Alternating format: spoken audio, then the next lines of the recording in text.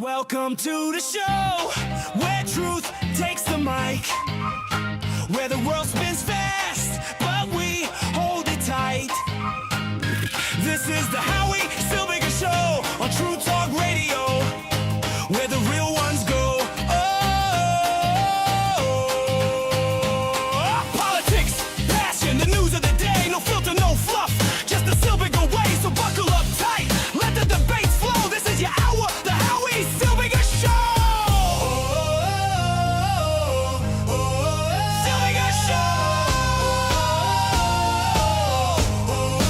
Silbiger Show.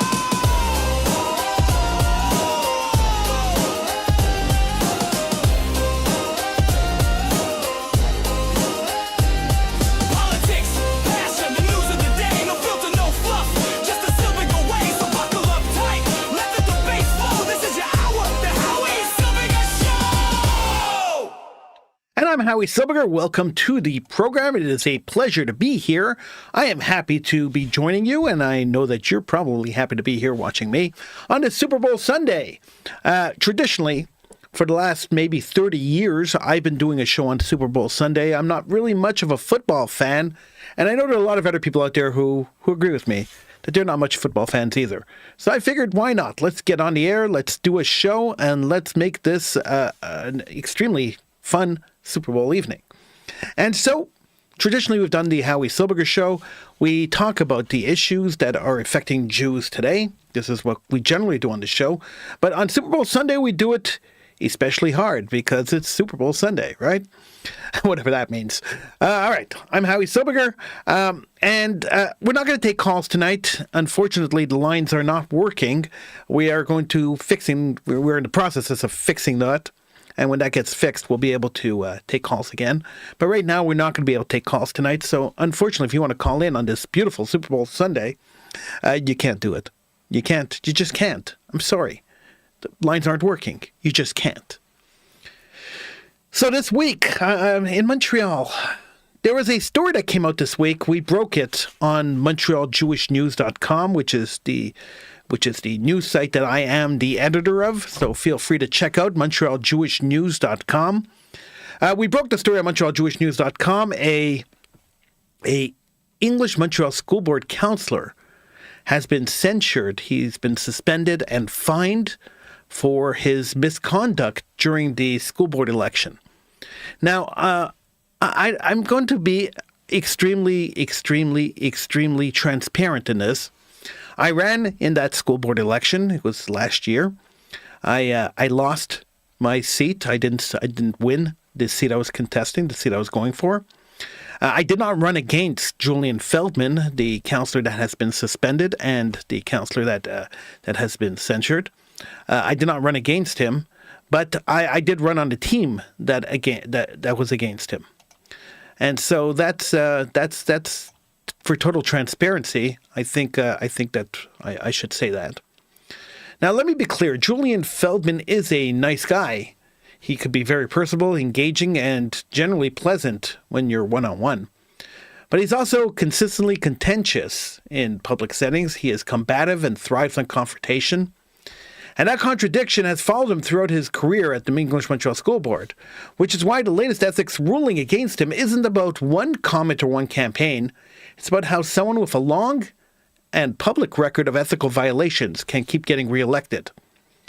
When I knocked on doors during the campaign and tried to explain why school board governance matters, the message was blunt. People don't care.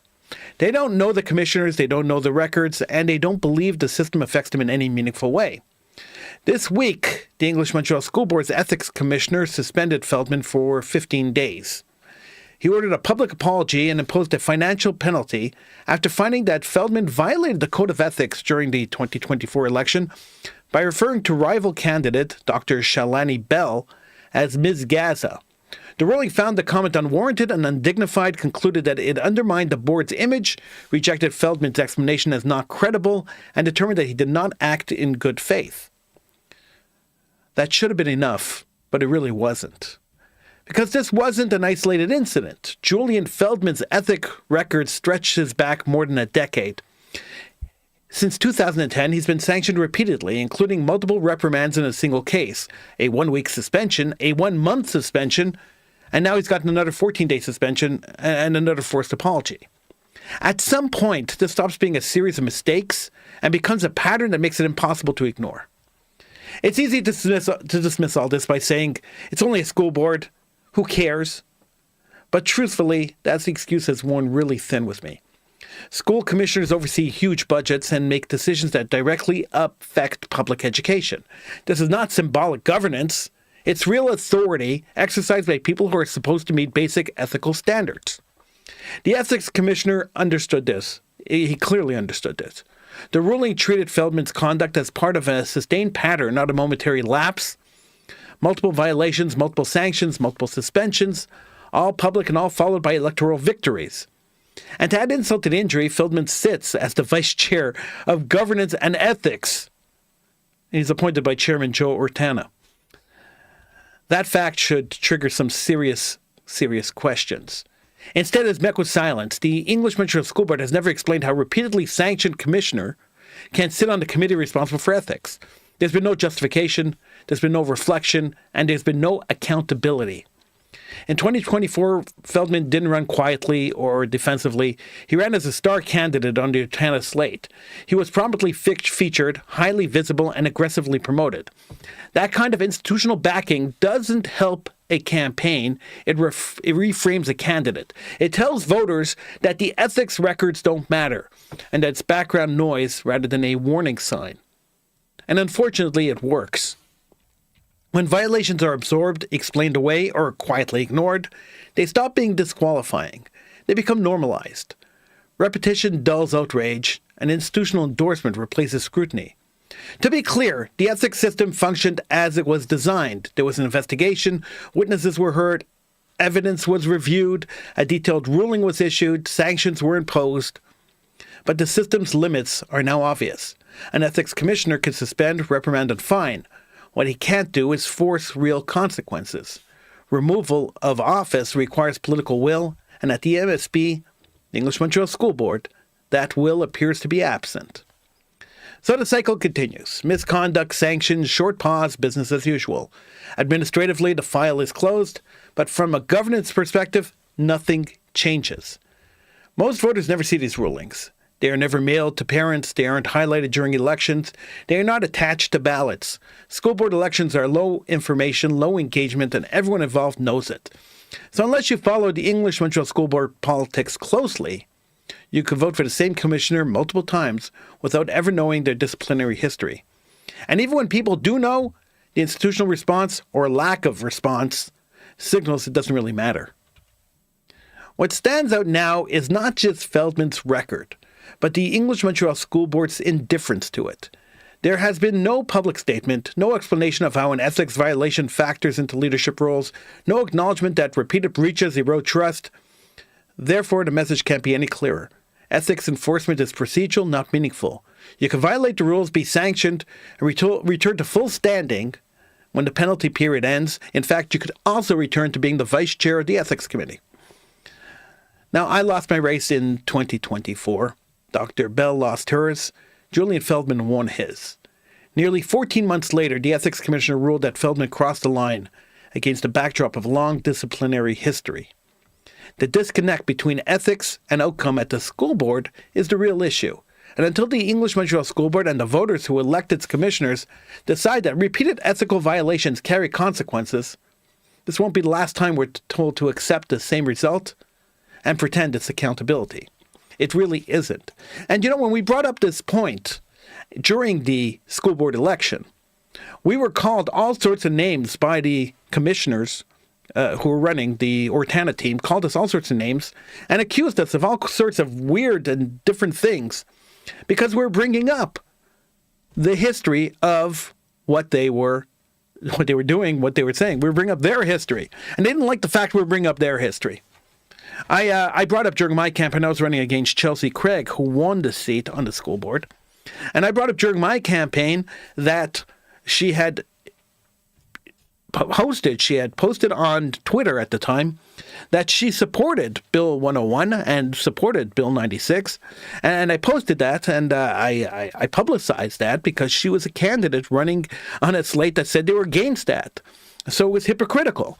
So when I publicized that, the response from her team and her, that I'm a sexist, that I'm bringing this forward because I don't want a woman to win the thing, and I don't like women in power positions. This was their response. It was a funny response. I kind of laughed because I thought it was really funny, since I was running on a platform, on a team that had not only a woman leader, but 3 other women running on the team with me. So it was really funny that they would call me a sexist. It's just mind-boggling that people would believe that, but they did. When I went door to door, people were telling me I was a sexist. They were telling me that the other candidate was calling me a sexist. This is what I was hearing going door to door. But that's fine. She won the election. I'm fine with that. But even after she won the election, when I criticized her over something she said or did as a school commissioner, the response was very clear. They came back to me. Her and her minions came back to me, calling me a sexist and saying the only reason I am saying what I'm saying, the only reason that I'm criticizing her is because I can't let go. Because, of course, when you win a public position, when you win an election, nobody could ever criticize you again. Is that I can't let go, and that I'm a sexist, that I'm attacking her because she's a woman. It's very sad when lefties do that, when they go that direction. Even sadder is that this is the office manager, the manager of the office of Anthony Housefather, who's the member of Parliament for the Liberal Party. Not surprising, but this is his number one. But I digress, because I can move on from that. Because it doesn't really bother me. It bothers me that people like that are in public positions. It bothers me like people like that work for government and are allowed to express their disgusting views. But you know, this is life. This is what we have to live with. This is what we have to understand. This is what we have to accept. We don't have much of a choice but to accept this, because this is the way life is. And so we move on. Julian Feldman will be suspended beginning of March. He'll be suspended for 14 days, and then he will come back and continue to sit as the vice chair of the Ethics Commission of the English Montreal School Board, even though over the last 10 years he has multiple Ethics Commission violations. But that doesn't seem to matter. It's scary that we don't hold people accountable. It's scary that we don't hold our politicians accountable for what they do. I don't know how this happened. I don't know how this was designed. But at the end of the day, people who are committing all sorts of violations get to keep their position and get to make the rules that apply to people who are committing ethics violations. Tell me that makes any sense. It makes none to me. All right, moving on. There's a Super Bowl happening tonight, and we are not watching it because we are here and we are doing this show. The Super Bowl has a ad running, which is talking about anti-Jewism. It's paid for by Robert Kraft, who owns the New England Patriots, and I think it's really probably a horrible idea. It's actually a horrific idea. I don't know why anti-Jewism has become a Super Bowl stunt. You see, there is a growing tendency to treat Jew hatred as a branding problem rather than a moral one. As if the right slogan, the right shock, the right viral moment will somehow fix a hatred that survived for centuries, continents, and ideologies. The recent Dirty Jew ad, which is airing on the Super Bowl tonight, is a perfect example of how badly that instinct can misfire. The intent is good. I'm willing to grant that the intent is good. He meant well. But intent is not impact, and impact is not what matters. When you take a slur that has been hurled at Jews for generations and package it into a glossy, high-budget spectacle, you're not confronting Jew hatred, you're playing with it. Worse, you are asking the general public to consume it as entertainment. This is part of a broader problem in how we even talk about the hatred of Jews. We have hidden it behind a word that sounds academic and abstract: anti-Semitism.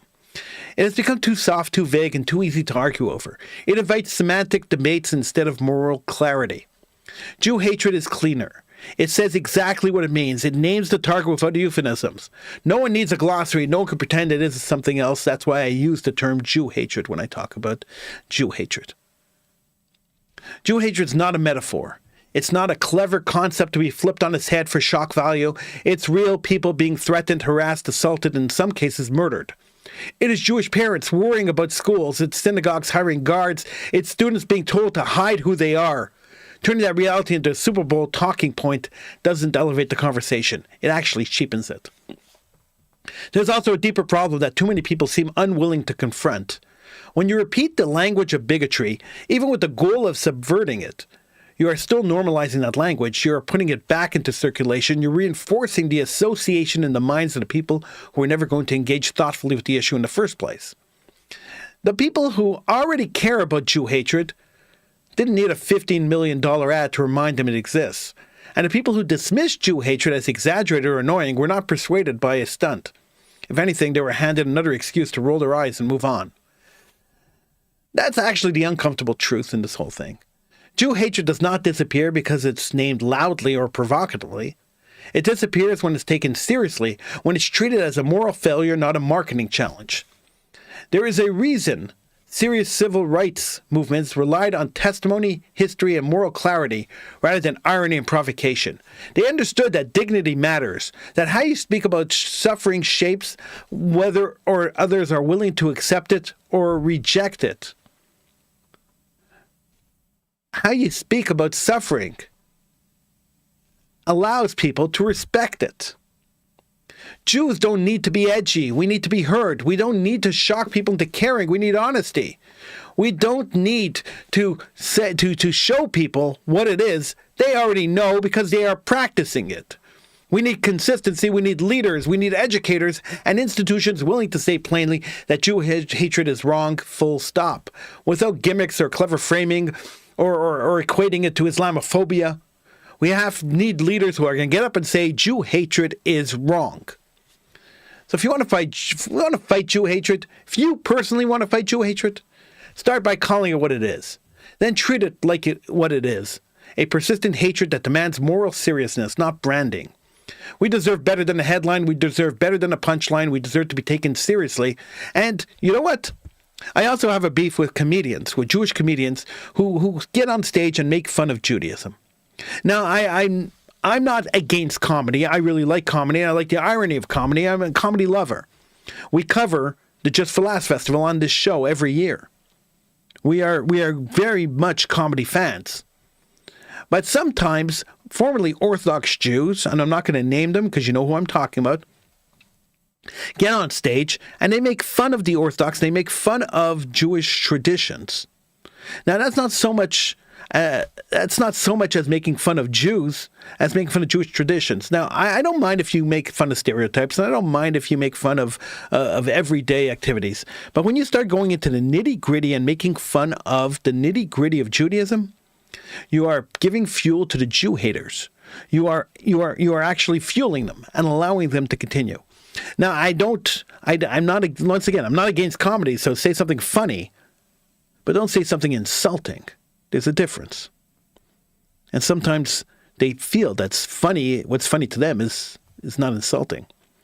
And I'm not really that kind of guy who gets insulted very often. I don't get insulted at all, actually. I'm pretty neutral when it comes to insults. I just don't like when people get up in public and talk badly about Jews.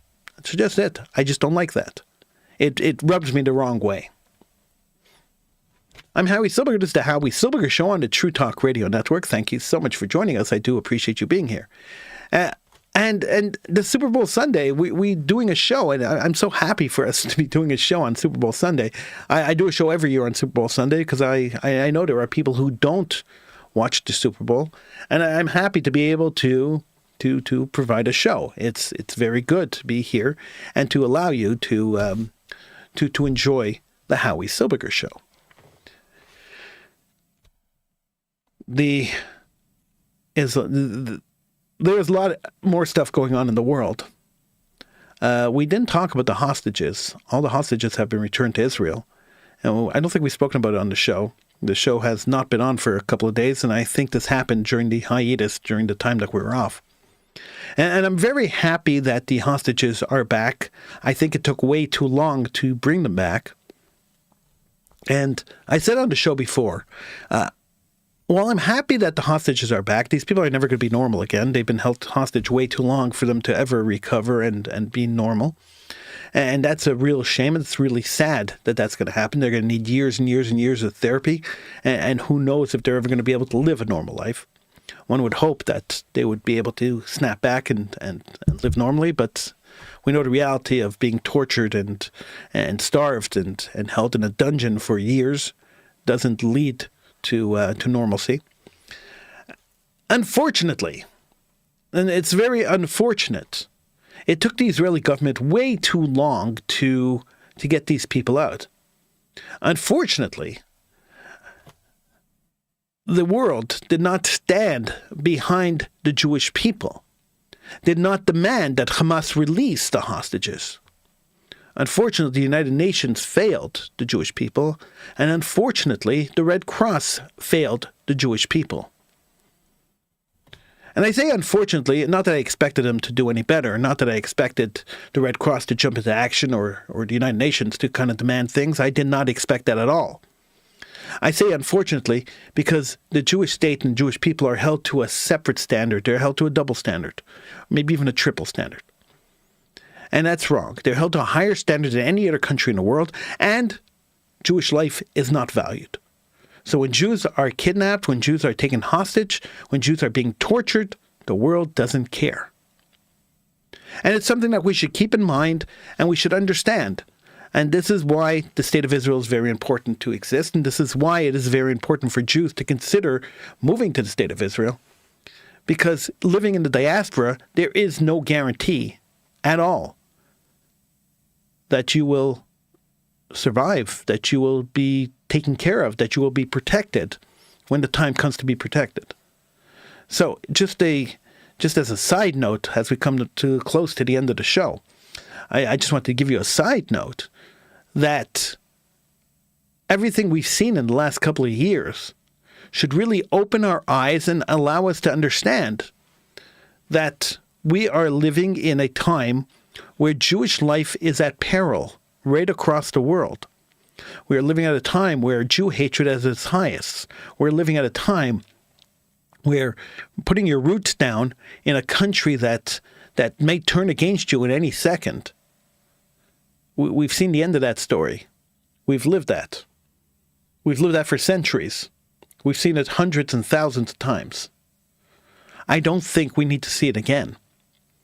So, once again, I think it is prudent, I think it is smart, and I think it would be the smarter thing that if people just considered, the Jewish community just considered, Jewish leadership just considered for a second where the safest place for Jews to be is, and if they considered encouraging people to go to the place that is the safest place for Jews to be.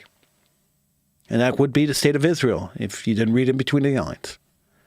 A state run by Jews, a state protected by Jews, and a state that will never turn against Jewish people. Anyway, that's my 2 cents. I just wanted to share it with you. I'm Howie Silbiger. Thank you for joining me on this Super Bowl weekend. And I hope, Super Bowl Sunday, and I hope that whatever team you want to win wins the Super Bowl. And I thank you for joining me, and I'll see you again next show.